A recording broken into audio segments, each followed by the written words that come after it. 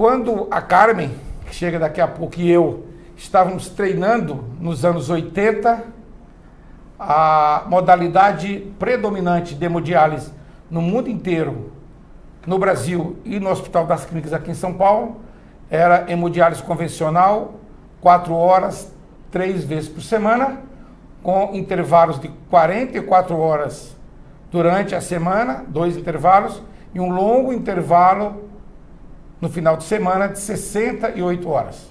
Essa diálise era feita com banho de acetato, sem controle volumétrico das máquinas e com capilares dialisadores de baixa ou moderada biocompatibilidade.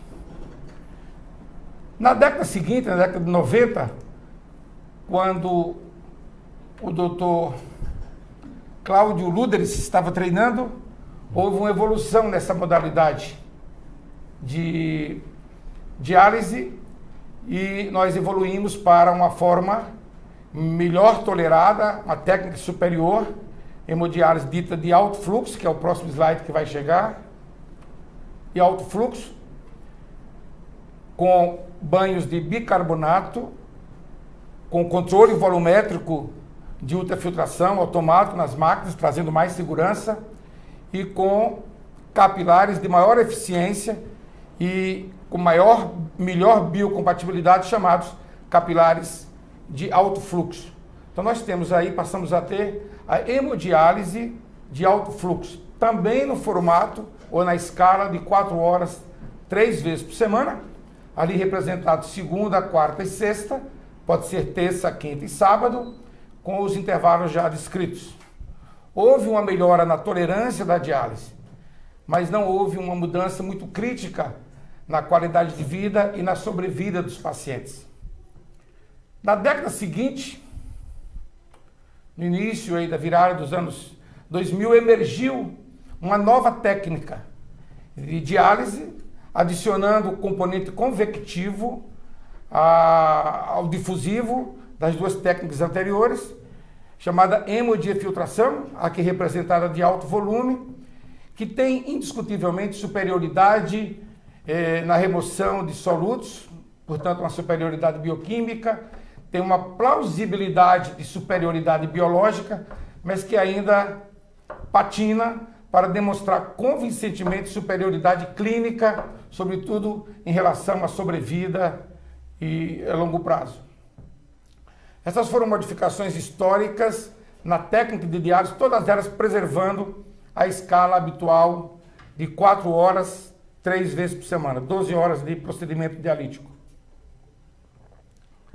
Paralelamente, um certo inconformismo com essa modalidade de distribuição de técnica dialítica ao longo da semana, final dos anos 60, particularmente na França, em Tassin, houve uma concepção de uma escala nova, dobrando o tempo de diálise. Passou a ser de 8 horas, 3 vezes por semana, com intervalos um pouco menores, mas igualmente longos intervalos, sobretudo no final de semana. E essa técnica trouxe indiscutivelmente uma superioridade na remoção de solutos, no controle de volemia, na estabilidade dos pacientes e uma experiência muito positiva também relativamente à sobrevida. Essa é uma modalidade de diálise que permanece aí como talvez a modalidade em prática atual de melhor resultado. Entretanto, ela apresentava algumas restrições naturais, que é a disponibilidade ou disposição dos pacientes de dedicarem 24 horas por semana, diurna ou horário noturno, em casa ou em hospital, para fazerem diálise. Então, alternativamente, paralelamente, se mexeu também na escala, agora modificando a frequência. Então, ao invés das 3 sessões habituais de 4 horas, ou ao invés das 3 sessões extraordinárias de 8 horas, sessões de 2 horas, 6 vezes por semana. Metade do tempo da diálise convencional ou da hemodiafiltração e o dobro do número de sessões. Também 12 horas semanais. E essa prática, na verdade, ela teve um sucesso progressivo, porque mesmo com 12 horas de sessão, ela removia praticamente o volume equivalente de solutos ao da hemodiálise noturna de 24 horas por semana. Há muita equivalência entre essas duas modalidades. Ela é praticamente disponível para todos os pacientes, não há restrições, não há pacientes que não possam fazer, nós vamos mostrar essa experiência em seguida, e se tornou uma prática dialítica ainda restrita por questões logísticas, limitações, digamos, financeiras, mas que tem resultados na qualidade de vida e em parâmetros clínicos, biológicos e de sobrevida comprovadamente superior. Ela é feita tradicionalmente nesse formato aí, 6 vezes por semana, 2 horas, com intervalos de apenas 22 horas nos dias da semana e de 46 horas no final de semana. Há uma concessão aqui ainda ao intervalo longo. Quando ela é realizada em casa, a experiência americana tem praticamente 10 mil pacientes. Nessa modalidade, ela pode ser feita 7 vezes por semana. Tradicionalmente, os centros de diálise fazem apenas 6, porque as unidades externas de diálise só funcionam 6 vezes por semana, tradicionalmente.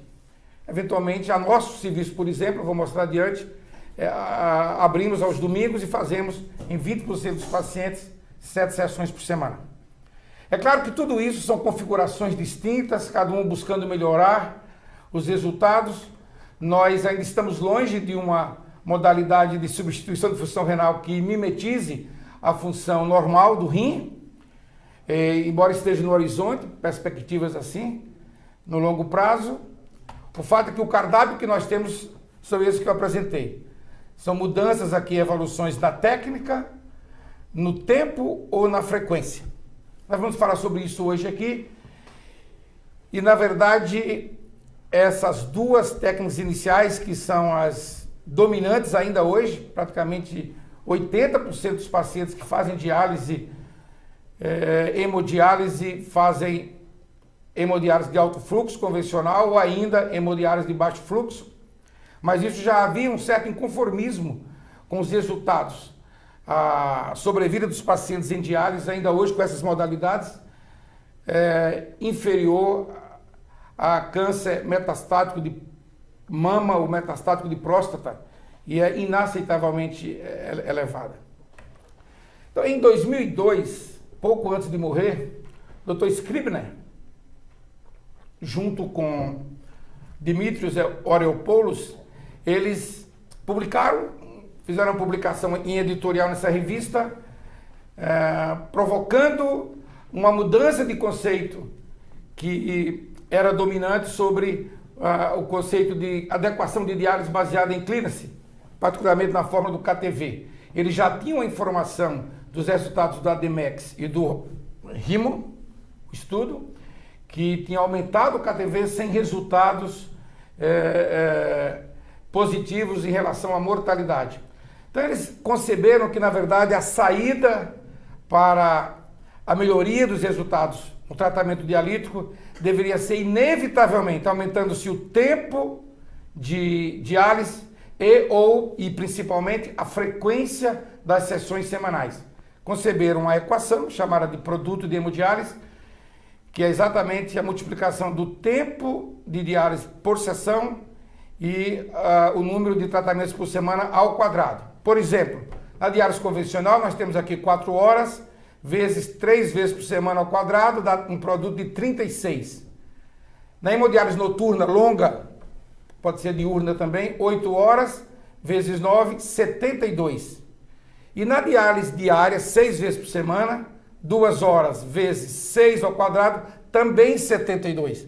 Daí a equivalência das 24 horas da hemodiálise noturna com as 12 horas fracionadas em 6 sessões por semana. Eles propugnaram, então, que a saída deveria ser, para universalizar o tratamento, muito provavelmente, a saída lógica e necessária seria por aumento da frequência de diálise. Eu citei esse estudo porque ele nos inspirou, de tal forma que nós, junto com um grupo de colegas lá em Brasília, montamos um serviço exatamente nessa época, teríamos um caminho a seguir, e agora tem uma experiência lá de praticamente 15 anos, que foi recentemente no editorial nessa magazine, Nephrology News e Issues, em que se fez uma conexão da experiência de Itaçã, ainda muito hoje elogiada e invejada, com a experiência de Brasília, achando que era polos de rebeldia e apontando caminhos diferenciais para superar o grande impasse da qualidade de vida e da sobrevida dos pacientes em diálise. Então é essa experiência de Brasília que eu vou resumir nos próximos minutos. Nós nos reunimos lá em consórcio 5 nefrologistas da cidade, Dr. Adolfo Simon, eu próprio, doutora Juliane Lau e Kélia Xavier, que são nefropediatras, Dr. Wilber Belo e o administrador André Luiz Fernandes. É uma clínica independente, sem conflitos, e nós estamos lá há praticamente 15 anos cuidando dos nossos pacientes. Preciso mudar novamente aqui, apareceu na tela aí. Muito bem. Essa experiência que nós estamos vivenciando lá, elas foram apresentadas nos últimos anos em diferentes congressos, expostas à discussão. Eu vou rapidamente, sumariamente, apresentar cada uma dessas exposições, que são, na verdade, perguntas que nós nos fizemos e ainda nos fazemos no nosso cotidiano lá. O primeiro trabalho foi em 2009, no Congresso Mundial de Nefrologia, junto com a EDTA em Milão, em que era um momento muito especial, porque nós tínhamos na época 60 pacientes em programa de hemodiálise diária, dos quais metade haviam sido convertidos da convencional para a diária e a outra metade já eram pacientes incidentes, já entraram no programa em hemodiálise diária. Tínhamos os dois grupos lá recebendo a mesma diálise. Nós fomos comparar esses dois grupos. Na verdade, eles tinham praticamente a mesma idade, o mesmo número de pacientes, eram 29 nos incidentes, 34 nos convertidos. Tinha havido transplante renal em 3 pacientes de cada grupo, a incidência de diabetes era a mesma, a incidência de hipertensão, que é em torno de 20%, contra os 80% a 90% da condição pré-dialítica ou na diálise convencional, era semelhante. Taxa de remoção de ureia, exames, necessidades de eritropoetina eram basicamente iguais entre os dois grupos. Entretanto, havia algumas diferenças. Não sei por que razão nós tínhamos mais homens nos convertidos, e eles foram convertidos, seja da nossa própria clínica, da convencional para a diálise, seja transferido de outros serviços. Os incidentes foram todos colocados por nós, e tinha uma divisão entre homem e mulher mais ou menos equivalente. Número de fístulas também, nós temos 81% dos pacientes, a incidência prevalente, a prevalência de fístula no grupo convertido. E no nosso grupo, que nós colocamos em diálise diária, metade deles tinham catéter, permanência e metade fístula. E essa é uma prevalência que permanece até hoje. Eu vou justificar um pouco adiante. Beta-2 microglobulina era um pouquinho diferente, PCR também. A taxa de reabilitação, aqui como taxa de emprego era maior nos incidentes, mas a mortalidade foi gritantemente maior. Eles tinham praticamente o mesmo vintage também de diálise nos pacientes que tinham sido convertidos. A gente concluiu que, a despeito de receber a mesma diálise por um tempo praticamente igual, a mesma assistência, havia um ônus aí trazido provavelmente da experiência prévia com a hemodiálise convertida, da hemodiálise convencional, que trouxe um pior prognóstico. A partir daí, nós decidimos que todos os pacientes que entrassem para o nosso serviço fariam necessariamente hemodiálise diária. No ano seguinte, a doutora Juliane, que é a diretora médica do serviço, apresentou uma casuística no Congresso Europeu também, no ano seguinte, utilizando apenas pacientes incidentes. Era uma casuística limpa, digamos assim. E todos eles passaram pela nossa câmara pré-dialítica, que envolve aí uma apreciação e acompanhamento multidisciplinar com diferentes encargos. Nós decidimos aí o momento de entrar em diálise, a forma, e havia na época 38 pacientes, todos eles incidentes, que começaram conosco o programa lá, e os dados gerais estão aí. 78% de emprego, pacientes com idade laborativa, dos 18 aos 65 anos. Nenhum perdeu o emprego pelo ingresso no programa de diálise. Confirmando-se aqui 20% só tomando medicação antihipertensiva, uma baixa taxa de ausências, e uma taxa de internação de 4,3 dias por paciente ano, que é mais ou menos 25% da taxa habitual, por exemplo, americana. O perfil de diálise aqui era estável e o follow-up, 6 desses pacientes tinham sido transplantados já. Eu peço desculpas que estou sempre colocando aqui no ponto. 6 pacientes tinham sido transplantados, uma tinha morrido de câncer de pâncreas, de câncer de pulmão e 31 permaneciam em programas de hemodiálise contínua conosco. Então, uma incidência assim, bastante animadora. 2 anos depois, o Dr. Adolfo Simon, que é o nosso nefrologista sênior lá, compilou os nossos 100 primeiros pacientes.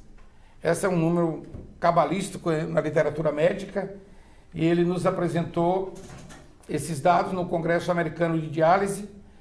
Primeiro, pôde compor com números expressivos uma curva de sobrevida de 5 anos e a sobrevida de 5 anos foi de 68%. Isso são pacientes não selecionados consecutivos e 25% deles mais de 75 anos ao ingressar em diálise. Essa é a sobrevida global deles. Ou seja, 32% de mortalidade em 5 anos. Um outro dado importante aqui, taxa de hospitalização, a gente conseguiu reduzir ainda ao longo do tempo. E nós temos aqui 0,4 admissões por paciente ano, o que significa mais ou menos uma admissão hospitalar a cada 30 meses, contra 2 admissões em média ainda hoje, por exemplo, no registro americano de diálise. E o tempo de permanência igualmente. Nós temos aqui 2 a 3 dias de internação por ano contra 12 atualmente, na época lá, no registro americano. Isso tem implicações não só indicador de morbidade, mas também econômica para a viabilidade do próprio programa. E aqui é uma curva comparativa. A nossa curva é essa vermelha, uma curva de hemodiálise diária de 415 pacientes americanos e europeus, tem uma sobrevida mais ou menos equivalente, 35% de mortalidade em 5 anos. E os dados brasileiros da época de hemodiálise convencional, 42% de sobrevida, o que significa 58% de mortalidade, os americanos 37%. Então, praticamente em 5 anos, a mortalidade foi reduzida em 50% em pacientes igualmente, novamente, não selecionados consecutivos. E quando Adolfo finalizou o acompanhamento, viu que o que aconteceu com esses pacientes depois de 5 anos? 48% permaneciam conosco em programa de diálise diária. 26% tinham sido transplantados e 26% tinham falecido. Então nós tínhamos uma taxa de transplante cumulativa semelhante à de morte. Isso chamou a atenção de um outro colega, o Dr. Wilber Belo, que foi um transplantador muito ativo e tem uma dinâmica muito proativa lá, transplante no nosso serviço, e ele avaliou esses cenários de uma baixa mortalidade com diálise diária e de uma alta taxa de transplante, chamou isso de o melhor de 2 mundos. E, na verdade, os dados da época que ele sumarizou tinham esses números. Nós tínhamos cumulativamente com 120 pacientes uma taxa de transplante de 7,5%, a taxa de mortalidade de 7,3%, portanto maior de transplante, comparando com o censo da SBN da época, 5% de transplante, 17% de mortalidade. Isto é, tínhamos 50% mais de transplante e tínhamos 43% da mortalidade referenciada. Hoje está um pouco maior isso aqui, em torno de 20%. Esses números foram tão impressionantes que o Wilber idealizou um índice de qualidade de serviço de diálise, considerando não apenas a mortalidade, mas também o índice de transplante, porque quando você transplanta, pacientes em geral com melhor prognóstico, você fica com a casuística remanescente em diálise de maior risco. Se você avaliar apenas a mortalidade, está perdendo um componente importante da qualidade do tratamento que você está administrando, das estratégias de tratamento. Ele idealizou esse índice, que é um índice transplante sobre mortalidade. Se o índice for 1, você tem uma equivalência, e avaliou a nossa história nos 8 anos de atividade. Nos primeiros 4 anos tínhamos um índice próximo de 1, que é aquilo que o Adolfo mostrou, mas nos anos subsequentes nós aumentamos em 50% o índice, o que significa ainda menor mortalidade e ou maior número de transplantes. Então aí é um pouco das consequências desse tratamento exclusivo de hemodiálise diária ao longo agora de 13 anos.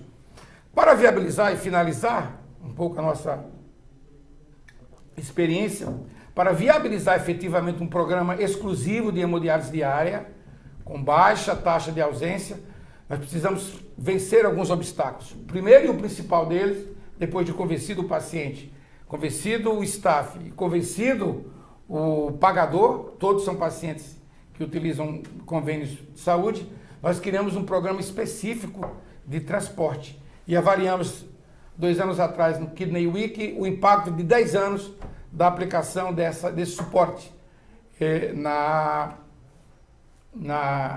evolução dos pacientes.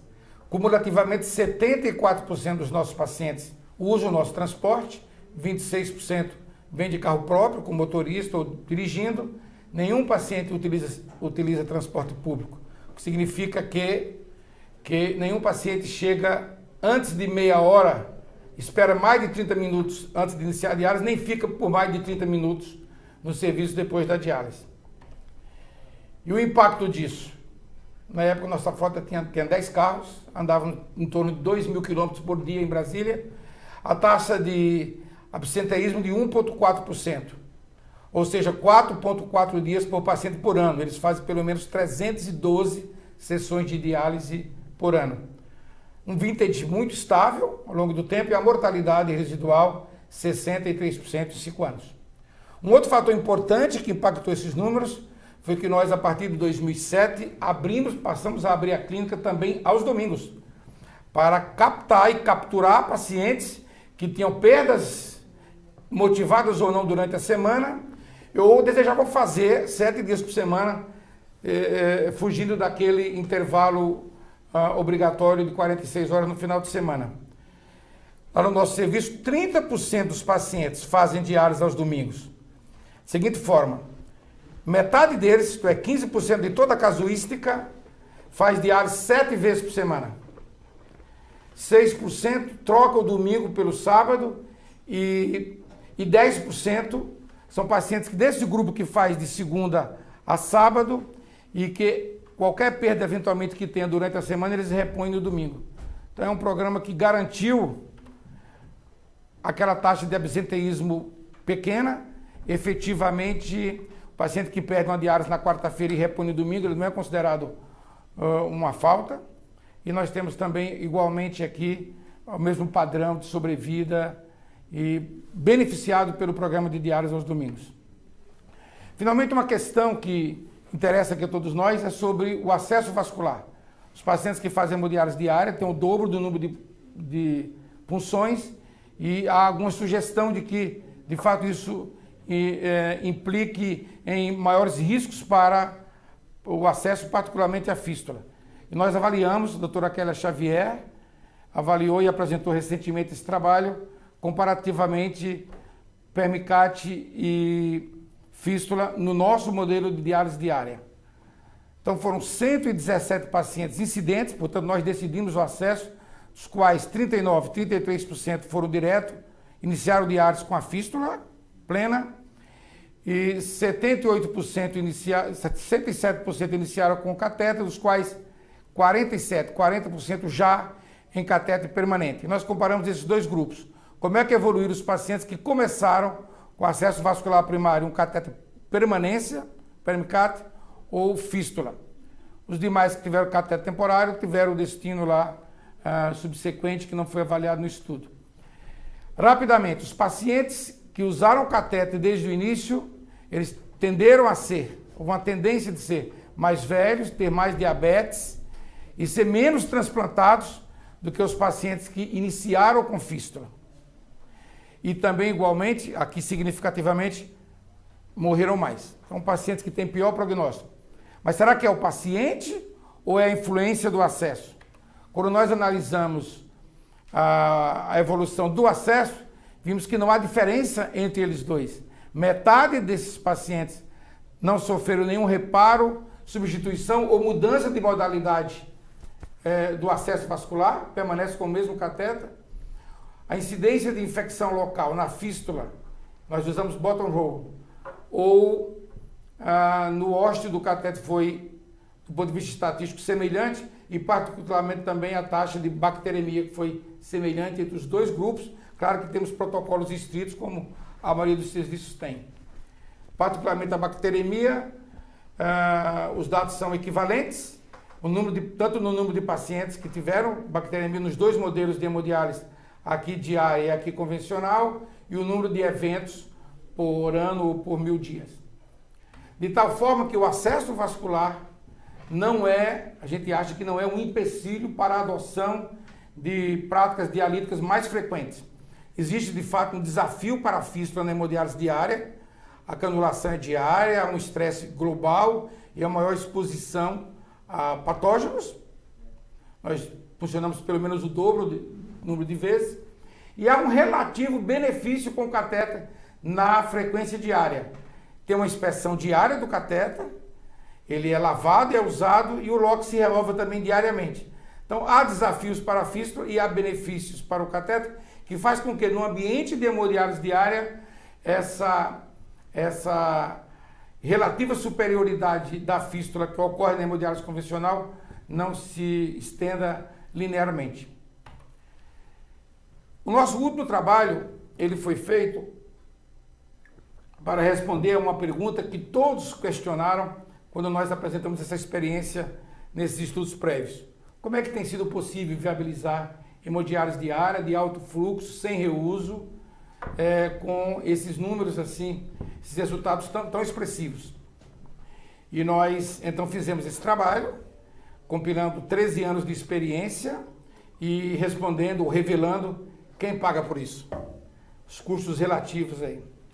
Mas esse trabalho será apresentado quinta-feira que vem, lá no ISN, uma forma de pôster, e os que puderem eventualmente estar lá e comparecer, poderão dialogar conosco e conhecer os detalhes dessa reengenharia, digamos, financeira e organizacional que tem permitido crescentemente adotarmos e termos os benefícios dessa experiência.